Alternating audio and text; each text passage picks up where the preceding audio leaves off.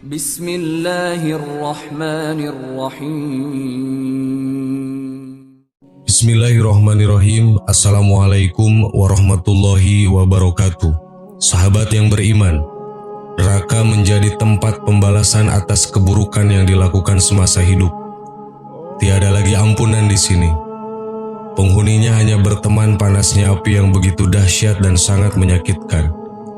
Bahkan Rasulullah SAW mengatakan, panasnya api di dunia ini hanyalah 1/70 dari panasnya api neraka di akhirat kelak. Jika sebagian kecil saja jatuh ke bumi, maka akan sanggup mendidihkan air laut. Jika demikian panasnya, di antara kita mungkin akan bertanya, apa bahan bakar yang Allah gunakan untuk menyalakannya? Ternyata ini bukan rahasia. Allah Subhanahu wa Ta'ala sudah mengabarkannya melalui Al-Quran. Penasaran? Berikut ringkasannya. Neraka merupakan tempat pembalasan di akhirat kelak, yang berisikan manusia-manusia pembangkang dan sombong yang dalam hatinya enggan menerima kebenaran, dan otaknya dipenuhi makar untuk menolak kebaikan.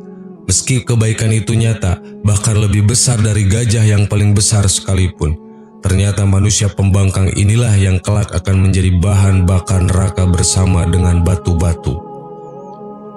Ya ayyuhalladzina amanu qu anfusakum wa ahlikum naro wa quduhan nasu wal hijaratu 'alaiha malaikatun giladun syidadul la yasunallaha ma amarahum wa yaf'aluna ma yu'marun.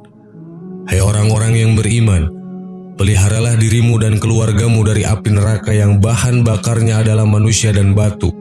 Penjaganya malaikat-malaikat yang kasar, keras, dan tidak mendurhakai Allah terhadap apa yang diperintahkannya kepada mereka dan selalu mengerjakan apa yang diperintahkannya. Quran Surat At-Tahrim ayat 6. Dan Allah Subhanahu wa Ta'ala lebih memperjelas lagi, Innal ladzina kafaru la tughniya anhum amwaluhum wala auladuhum minallahi syai'an wa ulaika hum wadunar. Sesungguhnya orang-orang yang kafir, harta benda dan anak-anak mereka sedikit pun tidak dapat menolak siksa Allah dari mereka, dan mereka itu adalah bahan bakar api neraka.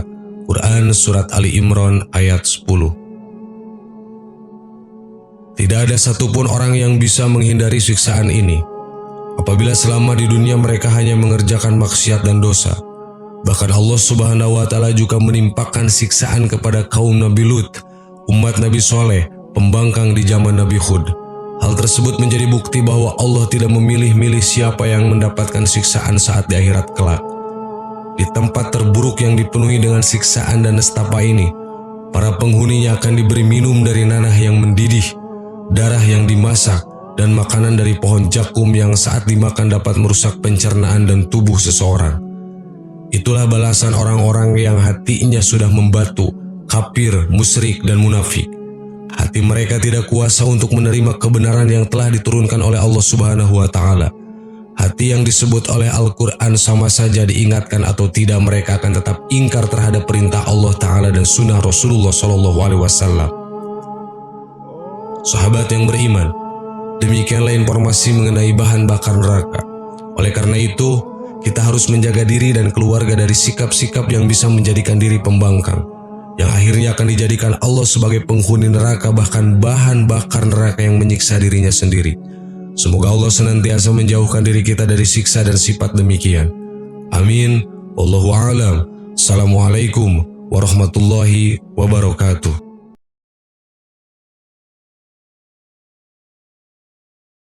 Bismillahirrahmanirrahim. Assalamualaikum warahmatullahi wabarakatuh.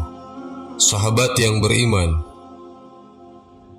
saat yaumil hisab, semua makhluk ciptaan Allah dimintai pertanggungjawabannya dan dihitung semua amal perbuatannya selama di dunia.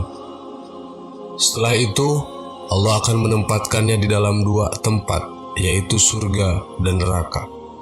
Seperti firman Allah dalam surat Al-Mu'min ayat 17. Pada hari ini, tiap jiwa diberi balasan dengan apa yang telah diusahakannya. Tidak ada yang akan dirugikan pada hari ini. Sesungguhnya Allah amat cepat dalam hisabnya.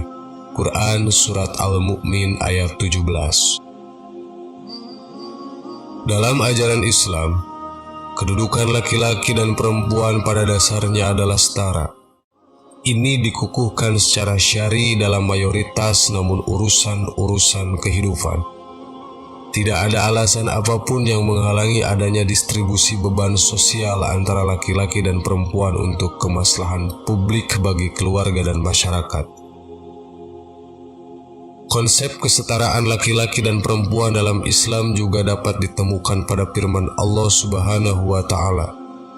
Allah berfirman, "Maka Tuhan mereka memperkenankan permohonannya dengan berfirman, sesungguhnya aku tidak menyia-nyiakan amal orang-orang yang beramal di antara kamu, baik laki-laki atau perempuan, karena sebagian kamu adalah turunan dari sebagian yang lain." Quran Surat Ali Imran ayat 195. Jika dalam sebuah hadis Rasulullah SAW pernah menyampaikan bahwa kebanyakan penghuni neraka adalah wanita, bukan berarti para pria bisa tenang begitu saja. Sungguh ada golongan pria yang harus menderita di neraka karena mengabaikan tanggung jawabnya terhadap wanita.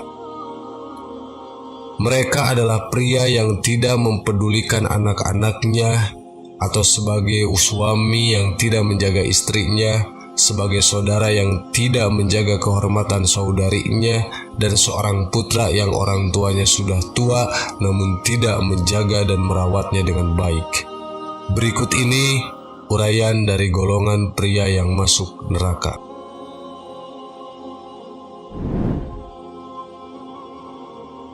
1. Ayah durhaka. Golongan pria pertama yang masuk neraka adalah ayah yang tidak bertanggung jawab terhadap anak-anaknya. Ayah bukan hanya sekedar pasangan dari ibu. Ayah bukan sekedar mesin ATM. Setelah itu selesai urusan. Ayah bukanlah sosok asing di rumah yang bicara seperlunya, atau hanya diperlukan. Ayah merupakan pria yang bertanggung jawab terhadap keluarga, istri, dan putra-putrinya. Tidak hanya bertanggung jawab seperti itu, tapi juga akhlaknya, pendidikannya, dan keberhasilannya di dunia maupun di akhirat. Inilah pesan Rasulullah SAW dalam sabdanya. Setiap kamu adalah pemimpin, dan setiap pemimpin akan dimintai pertanggungjawabannya terhadap apa yang dipimpin. Seorang lelaki adalah pemimpin bagi anggota keluarganya, dan ia akan dimintai pertanggungjawaban terhadap apa yang telah dipimpinnya atas mereka. Hadis riwayat Muslim.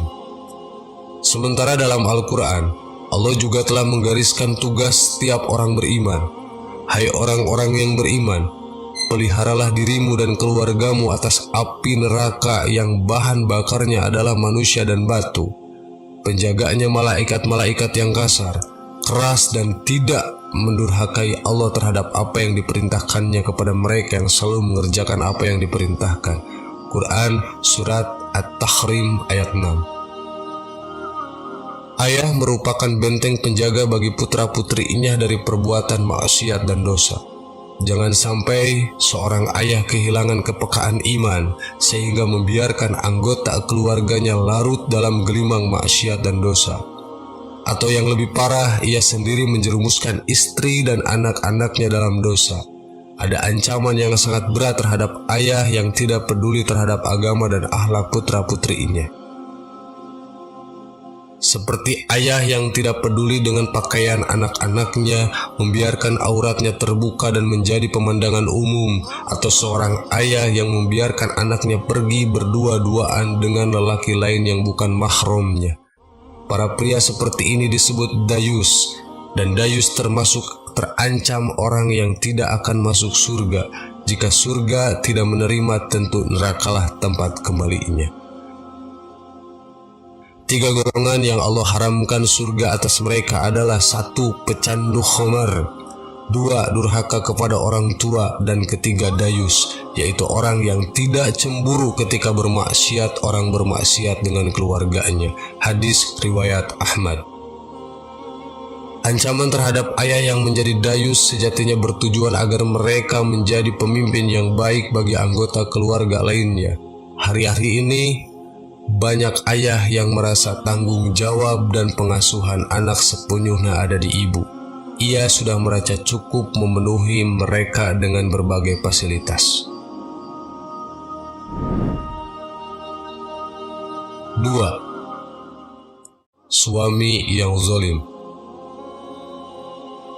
Golongan kedua yang akan menjadi penghuni neraka yaitu suami yang durhaka dan zalim kepada istrinya. Istri merupakan amanah yang dititipkan walinya kepada seorang pria yang bernama suami. Wali wanita itu tentu mau melepaskan anak saudara mereka karena mereka yakin suaminya dapat menjaga anak dan saudara mereka dengan baik. Pesan berbuat baik kepada wanita bukan saja harapan setiap wali, tetapi perintah yang jelas ditegaskan oleh Allah dan Rasul-Nya dalam kitab dan sunnah. Dan bergaulah dengan mereka secara baik. Kemudian bila kamu tidak menyukai mereka, maka bersabarlah karena mungkin kamu tidak menyukai sesuatu padahal Allah menjadikan kepadanya kebaikan yang banyak. Quran Surat An-Nisa ayat 19. Termasuk dalam hal yang baik yaitu baik dalam bertutur kata, baik memperlakukannya, tidak bermuka masam ketika bertemu, begitu juga baik dalam nafkah, bergaul dengan baik, berarti juga kesamaan dan kesetaraan. Artinya suami akan mendapat perlakuan baik dari istri ketika suami memperlakukan istrinya dengan baik. Bahkan suami diminta bersabar menerima kekurangan dari istrinya juga ketika istri tidak melaksanakan kewajiban dengan maksimal. Janganlah suami yang beriman membenci istrinya yang beriman. Jika dia tidak menyukai satu akhlak darinya, dia pasti menyukai akhlak lain darinya. Hadis riwayat Muslim. Merupakan hak istri untuk mendapatkan nafkah dari suaminya, baik itu pangannya, pakaiannya, tempat tinggalnya, dan semua keperluan yang disesuaikan dengan kemampuan suami dan status istri. Bahkan dalam hal pangan, hak istri untuk mendapatkan makanan siap santap dari suaminya. Demikian juga butuh tempat tinggal. Sebagian ahli fikih mengatakan tempat tinggal untuk istri haruslah khusus untuk istri tersebut, tidak boleh bercampur dengan keluarga lainnya. Dan jika istrinya berasal dari kalangan berada yang biasanya dilayani dengan pembantu, maka haknya juga mendapatkan pembantu yang disediakan oleh sang suami. Merupakan sebuah kezaliman jika suami memiliki kelapangan ekonomi tetapi kikir terhadap istrinya, bahkan cenderung mengebiri hak-haknya. Sifat kikir amat dicela oleh Allah dan Rasul-Nya, apalagi jika itu dilakukan terhadap orang yang berhak seperti istri. Oleh sebab itu, dalam kasus suami yang mampu tapi kikir, Rasulullah memberikan keringanan atas istri untuk mengambil harta suami sewajarnya, meski dengan diam-diam. Hal ini tidak dianggap pencurian karena ia memiliki hak pada harta suami. Sungguh pria sejati yang menafkahi keluarga dari keringatnya sendiri. Seorang pria sejati tidak memberi beban kepada istrinya untuk mencari nafkah, apalagi sampai bergantung kepada pemberian istri. Ini mencerminkan tanggung jawab dan kepemimpinan yang lemah. Tidaklah seorang hamba dibebankan tanggung jawab untuk kemudian dia abai, melainkan dia tidak mencium aroma surga. Hadis riwayat Bukhari. 3. Saudara laki-laki yang tidak bertanggung jawab. Golongan laki-laki yang tidak masuk surga adalah saudara laki-laki. Sebab jika ayahnya telah tiada, tanggung jawab menjaga seorang wanita adalah saudara lelakinya. Termasuk dalam hal ini adalah paman. Jika mereka hanya mementingkan keluarganya saja, sementara adik atau keponakannya dibiarkan jauh dari ajaran Islam, maka tunggulah ancaman neraka di akhirat kelak. Saudara laki-laki memiliki kewajiban yang melekat terhadap saudara-saudara perempuannya, mulai dari mendidik, menyayangi, melindungi, dan membela mereka. Jika ayah telah wafat, maka saudara laki-laki berperan sebagai pengganti ayah. Wajib memberikan nafkah kepada saudara perempuan yang belum menikah atau yang menjanda jika mereka tidak mampu. Saudara perempuan wajib mentaati dan menghormati saudara laki-lakinya. Jika janda tersebut memiliki anak, maka anak tersebut yang wajib memberikan nafkahnya adalah ayahnya. Jika ayahnya telah wafat, maka kakek dari ayah atau saudara dari ayah yang wajib memberi nafkah kepada anak-anak janda tersebut. Saudara laki-laki yang menelantarkan saudara perempuan, maka ia telah durhaka kepada orang tuanya. Tugas lain dari saudara laki-laki adalah menjaga harta saudara perempuannya. Jangan malah mengkhianatinya dengan merampas hartanya. Ia juga tidak boleh menghalang-halangi jika ada orang baik yang melamar saudarinya. 4. Anak laki-laki yang tidak merawat orang tuanya. Golongan pria keempat yang masuk neraka karena gagal menjalankan tugasnya adalah anak laki-laki. Seorang laki-laki datang kepada Rasulullah lalu kemudian dia bertanya, "Wahai Rasulullah, siapakah orang yang paling berhak aku pergauli dengan sebaik-baiknya?" Sabdanya, "Ibumu." Lalu bertanya, "Kemudian siapa?" Sabdanya, "Ibumu." "Kemudian siapa lagi?" Sabdanya, "Ibumu." "Kemudian siapa lagi?" Sabdanya, "Ayahmu." Hadis riwayat Muslim. Secara khusus, Islam menekankan hak ibu terhadap laki-laki kandungnya. Mengapa terhadap anak perempuan kandungnya tidak? Karena setelah anak perempuan menikah, ia lebih berkewajiban mentaati suaminya dibanding ibunya.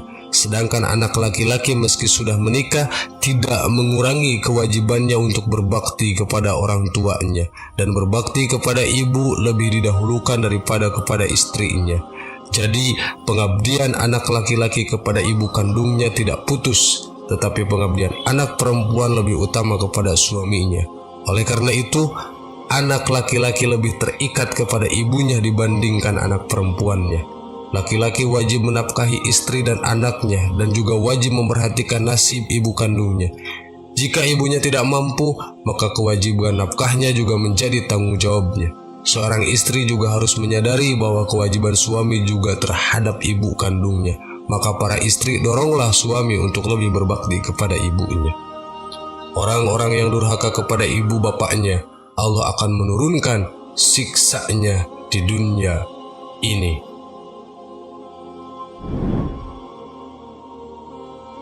Sahabat yang beriman tidak harus menunggu nanti di alam kubur atau di akhirat. Siksaan itu berbagai macam bentuknya. Bisa masalah keluarga yang tidak kunjung selesai, anak-anak yang tidak bisa diarahkan, rezeki yang tidak kunjung datang, dan lain sebagainya.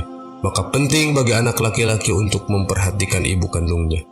Itu sudah menjadi tugas dan tanggung jawab. Jangan sampai tugas ini dilalaikan yang menjadi penyebab ia terjerumus ke neraka. Wallahu a'lam. Assalamualaikum warahmatullahi wabarakatuh.